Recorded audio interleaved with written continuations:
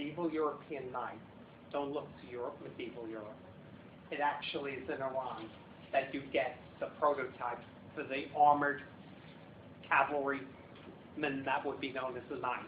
And it takes place under the Sassanian Persian dynasty, and these are cataphracts. What's the total of the knight? You got it. They're going to wear heavy chainmail armor, an iron steel helmet. There'll be a lance,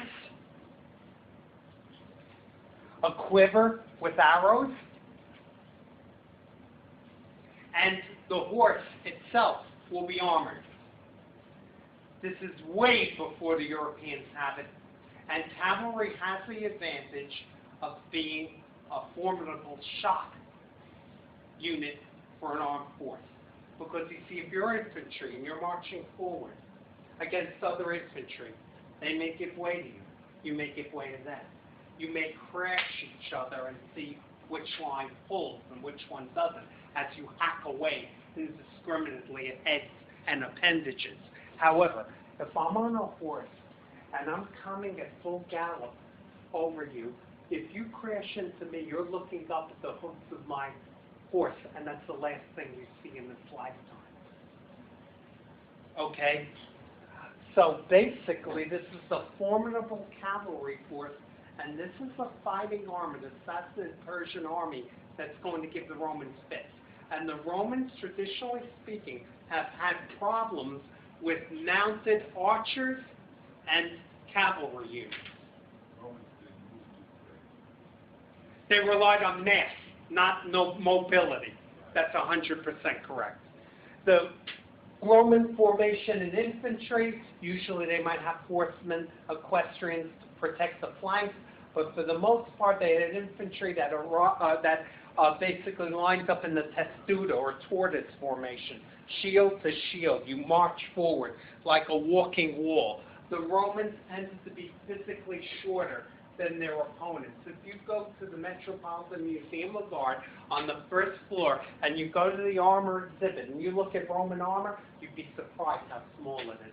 The cuirasses, the breastplates are about this big. Okay, one of the main reasons why the Romans adopted that tortoise formation, shield to shield, was that before that the Celts, who were bigger than them, basically took their swords, and because they were almost sometimes a foot taller, they decapitate the Romans before they even came into striking distance. If you're shorter than I am, and you know this is a boxing match, if you're shorter than I am, I could be on my heels like this and snap the jab out and hit you, and you won't hit me. If you're a shorter fighter, you have to move your head more, get in and under, and hope to get me in the ribs or shorten the gap, okay, to negate my reach. So what the Romans basically did was they adopted a shield from neck to ankle, and they marched forward to protect their bodies and jam the taller opponents so they could stick them in the ribs with the Roman short sword, the gladius, from which gladiator will come.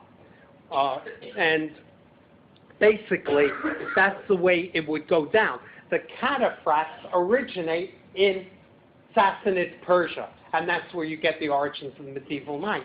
And the funny thing is that the medieval period, or feudal period in Europe, will begin in Asia with the introduction of the stirrup, which keeps the person steady in the saddle.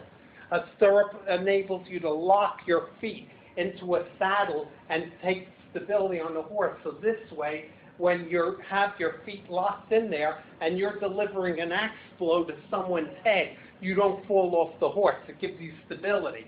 And the very same thing that ends feudal Europe is going to come from Asia, gunpowder, which basically ends the age of the armored knight. Okay? So basically that's very much true. And basically, with regard to the emblems